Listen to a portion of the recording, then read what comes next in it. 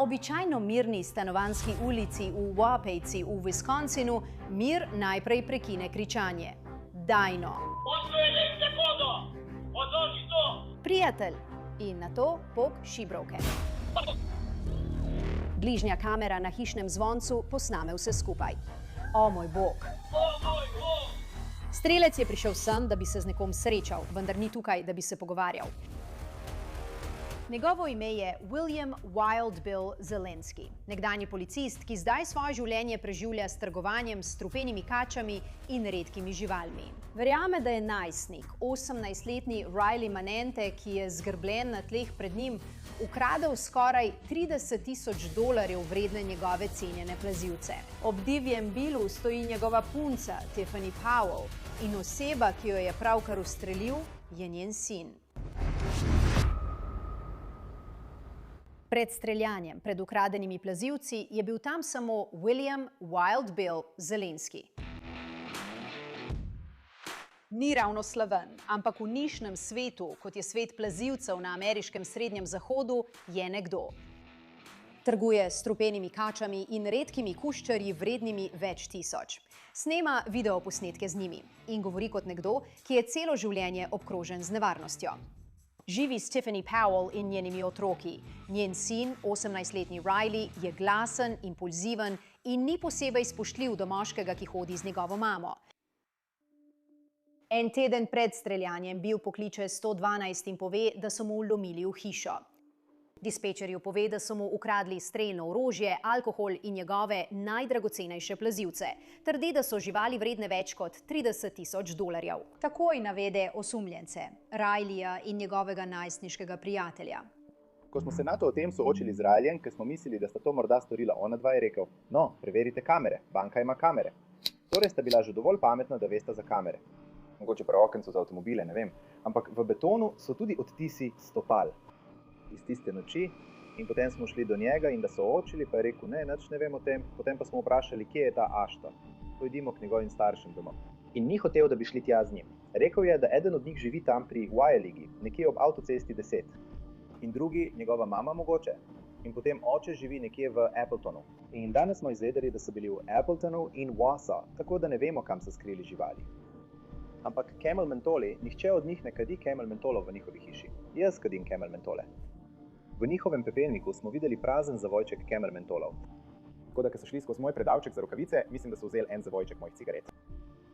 Mislim, to ni dokaz, ampak v bistvu je, a veš? Ja. Policija odpre primer. Bill pa začne nekaj drugega. Maščevanje. Začne klicati naokoli, začne raziskovati. Ljudem pove, da točno ve, kdo je to storil. Riley. Namesto, da bi čakal, da policisti najdejo ukradene plazivce, se Bill odloči, da jih bo dobil nazaj sam. On in Tiffany zbereta orožje, šibrenico, še eno dolgocevno orožje, strelivo. Kasneje bodo preiskovalci v avtu popisali kladivo, nože, celo par lisic. Nič od tega se ne pojavi v poročilih do streljanja, a gledano za nazaj je priprava neizpodbitna. Okoli 10. ure zvečer zavijete na ulico Van Street, mirno stanovanjsko območje. Kasneje bodo kamere na zvoncih potrdile čas prihoda. Njuna žarometa osvetlita osamljeno postavo, ki hodi po cesti. To je Riley Manente Powell. Bill ustavi avto in izstopi, šibrenico v roki. Vrata ostanejo odprta, motor teče, medtem ko se soočenje takoj zaostri. Tiffany, Rileyjeva mama, prav tako izstopi in na neki točki se zdi, da posnetek s kamere na zvoncu prikazuje, kako drži puško. Na nogavicah imaš, hova se! Na nogavicah imaš, hova se! Riley si sleče majico. Preiskovalci bodo ta podatek kasneje še enkrat omenili. Zakriči na Billa in ga izzove, naj se bori brez orožja. Začni preteknut nekdo brez smisla! Odloži se in se boriš sodo! Ni vidnega poskusa, da bi kdo odšel. Ni znakov, da bi bil kdo dovolj prestrašen, da bi se umaknil. Nekaj sekund kasneje se zasliši strel. Ustrelil ga je, prekleto, ustrelil ga je. Sosed, ki to sliši, pogleda ven in vidi telo, ki leži z obrazom proti tlom za avtomobilom. To je Riley, Tiffany sin. Bill in Tiffany pa sta spet na sprednjih sedežih vozila. Ne dotikata se ga in ne preverjata, ali ima utrip. Spusti gol in se drži palice! Policisti hitro prispejo in zavarujejo območje.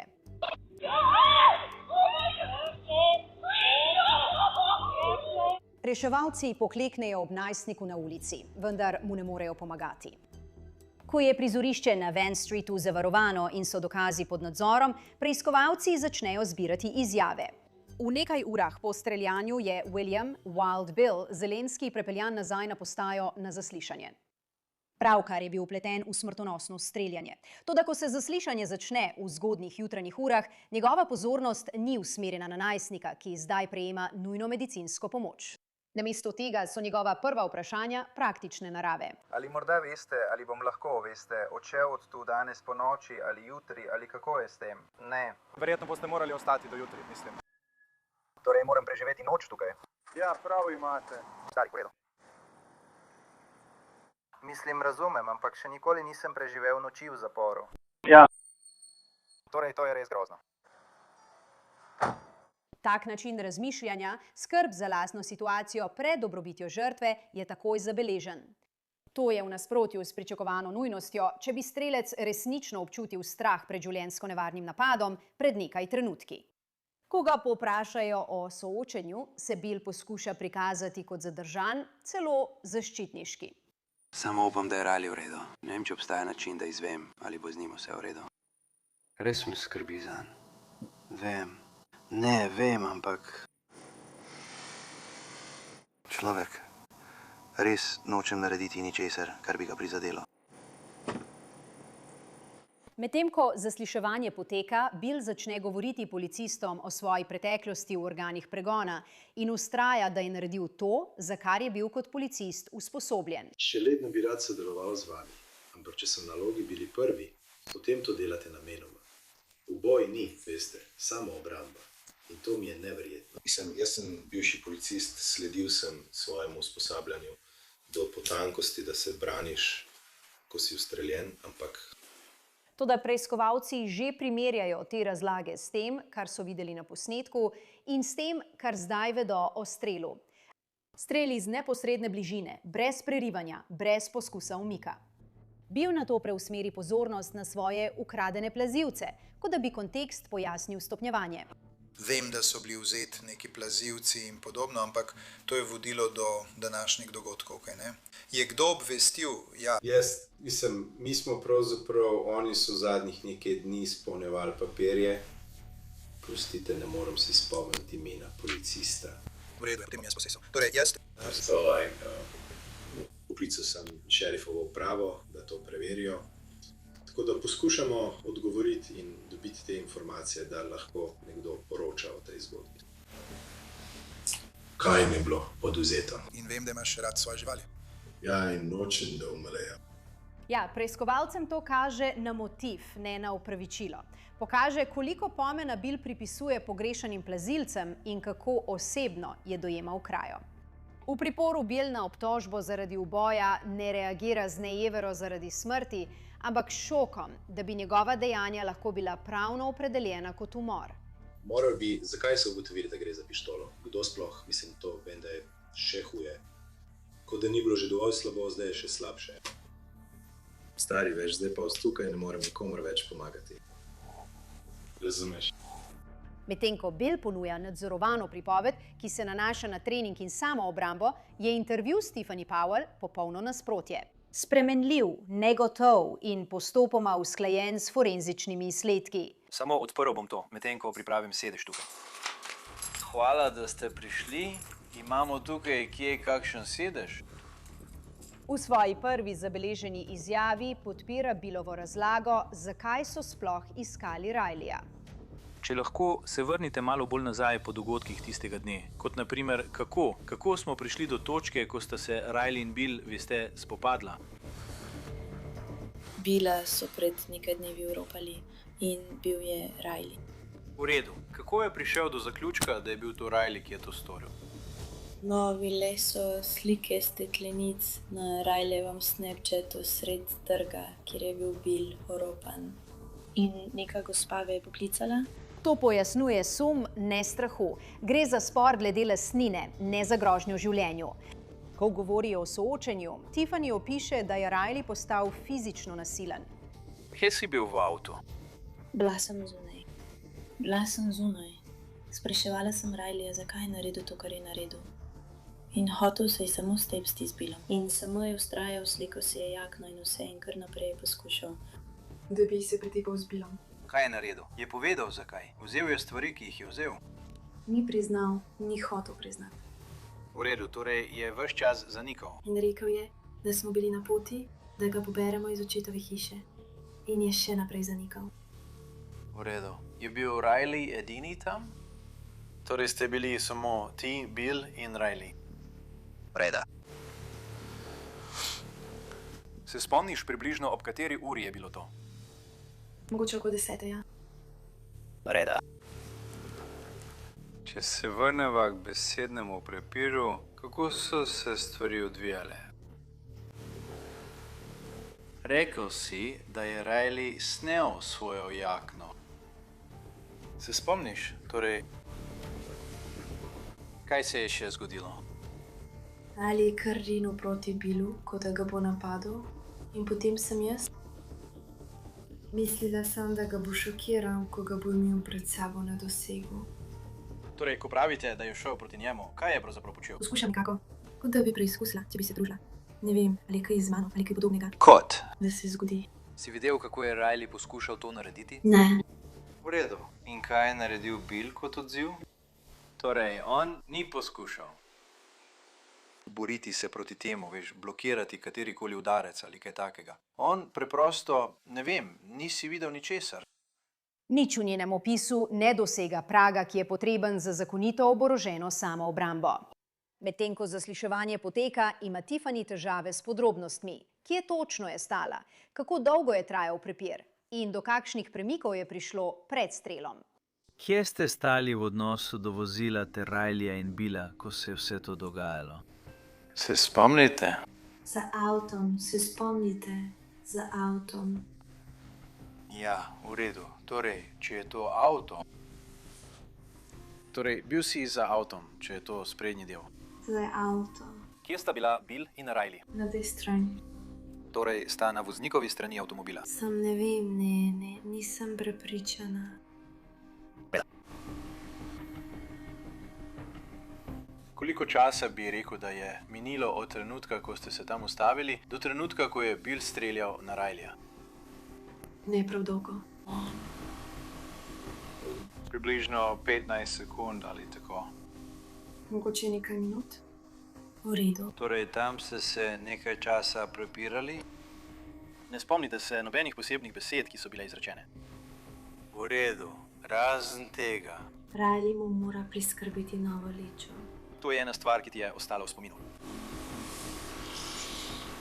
Te nedoslednosti sprva niso videti kot zavajanje, vendar se okolje zaslišanja spremeni, ko preiskovalci pregledajo posnetek z videozvonca in lahko soočenje vidijo bolj jasno, kot ga je opisala Tiffany. Ko jo detektivi soočijo z dejstvom, da je držala pištolo, njena gotovost popolnoma izgine. Nikoli ni rekel ničesar, da bi želel poškodovati Rileyja ali zakaj je vzel pištolo ali kaj podobnega. V redu. Torej ne veste, ali je bila pištola ves čas nabita. Nikoli ga niste videli, da bi jo napolnil. V redu. Torej, veliko stvari je. Bom iskren s tabo, Tiffany. Veliko stvari, ki jih govoriš, se ne ujema. Imamo posnetke nadzornih kamer, zato moraš biti iskrena z mano. Ali ti je bil kadarkoli kaj izročil?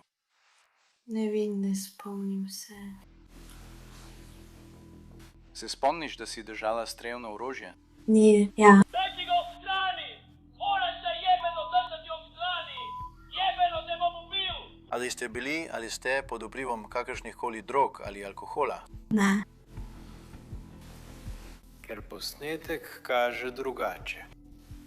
Kaj bi rekli, če bi si ogledal ta video in videl, da vam je bil izrecno rekel, naj držite pištolo uperjeno v svojega sina in imam posnetek, kjer držite pištolo in jo usmerjate naravnost van?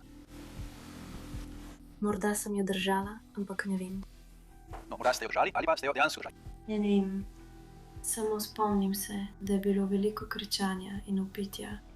Mislim, da bi se spomnili, če bi držali strelno orožje in ga uperili v lastnega sina. Bilo je samo veliko kričanja in vpitja. Kaj je Riley naredil, ko je stekel proti vozilu? Kaj se je zgodilo potem? Ne vem. Ali je bil kdaj prej grozil Rileyju s smrtjo? Kaj pa, če bi ti rekel, da so mi povedali drugače? Nikoli nisi slišal, da bi bil rekel kaj žaljivega? Da bi ubil Rileyja? Ne. Ko je bil ustrelil Rileyja, kakšni so bili tvoji in Billovi odzivi? Kaj si naredila? Tam dotakniti sem se ga želela, ker nisem vedela, če se bo to sploh zgodilo.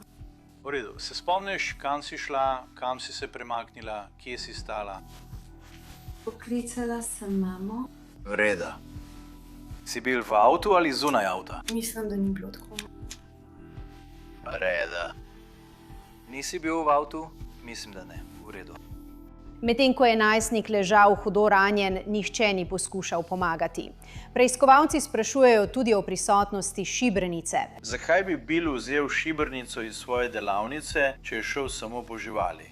Ni nič rekel. Zakaj jo je vzel? Mislil je, da jo je vzel, da je ne bi kdo ukradel.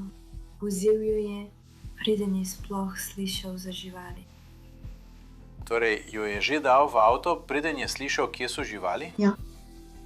No, kakšni so bili potem njegovi nameni, če ni vedel, kje so živali? Vedno je imel pištolo v avtu. Vedno je imel pištolo, a je ni imel, ko je šel v mesto. Prav. V redu. Ker so bili vsi ostali še vedno ukradeni. Torej, je imel vedno orožje v avtu? Ja, v redu. Ali je imel še kakšne druge pištole, ki si jih videl, poleg tistih, ki so bile odvzete? Ne. Ali si že kdaj prej videl to šibrovko? Ne. Si jo? Kje drugje si jo še videl? No, odkar so mu vzeli pištoli, nosi s seboj orožje. Torej je bila običajno v avtu ali... Ja. To neposredno spodkopava vsakršno trditev o impulzivni reakciji v tistem trenutku. Ko se intervju nadaljuje, se Tiffany sooči z več nasprotji. Njena bližina orožju, posneta navodila Billa in posnetki, ki prikazujejo, kako se nadzor izmenjuje med njima.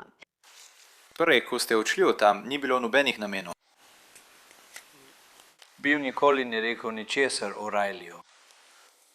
Nikoli ni rekel ničesar o tem, da bi se z njim soočil, ga iskal ali govoril z njim, ali ga je poskušal ponovno kontaktirati. Ne spomnite se, da bi bil zelo vznemirjen ali da bi bilo kaj takega, kar bi izstopalo. Zakaj bi nenadoma iz tega, da gre po svoje živali, želel se stepsti z Rileyjem? V redu.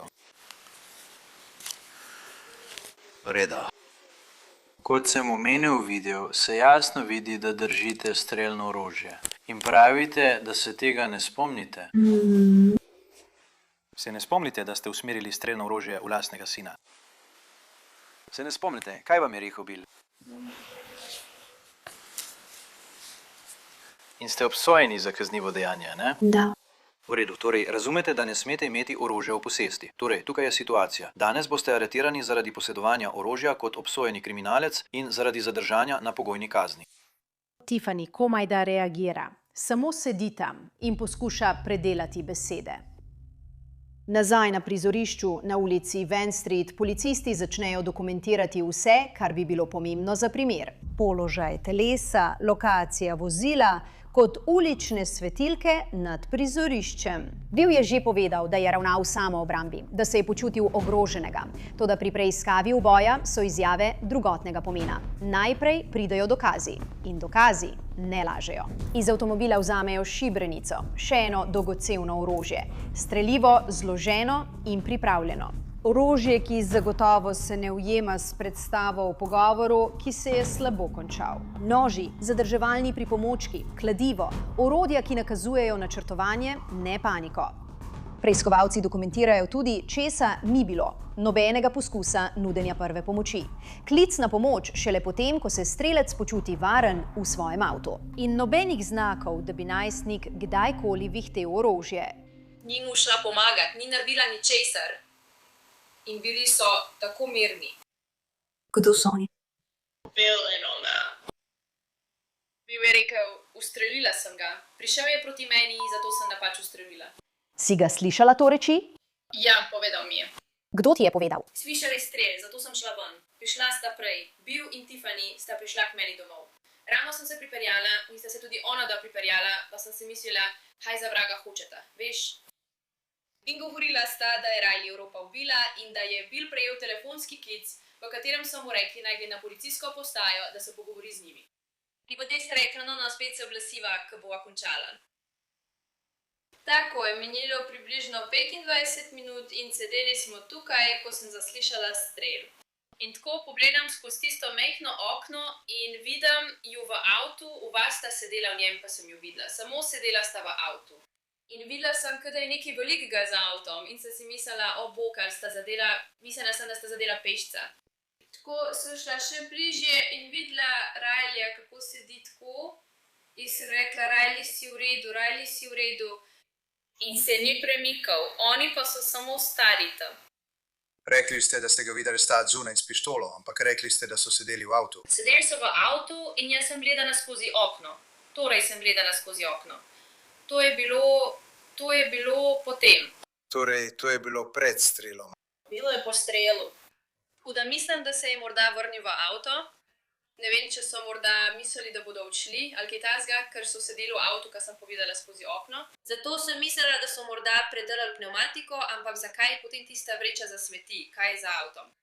Zato sem šla ven in rekla, hej fantje, ne vemo, kaj za vraga počnete.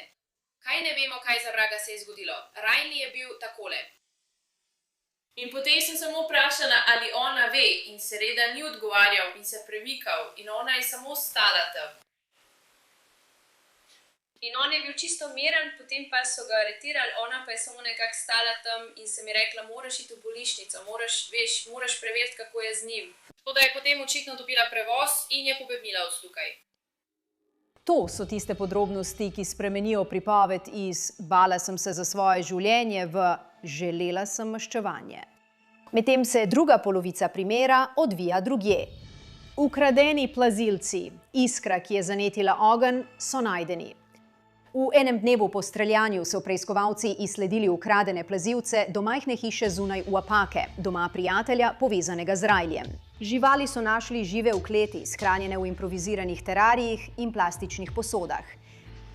Primer ukradene lastnine je zdaj zaključen. Toda do trenutka, ko so tiste plazilce odnesli iz kleti, se je preiskava že preusmerila iz kraje v preiskavo uboja. William Wild Bill Zelensky je obtožen nakletnega umora prve stopnje zaradi ustrelitve 18-letne Riley Manente Powell. Tiffany Powell je bila prav tako obtožena naklepnega umora prve stopnje kot udeleženka pri kaznivem dejanju, poleg tega pa še nedovoljene posesti strelnega orožja kot predhodno obsojena oseba.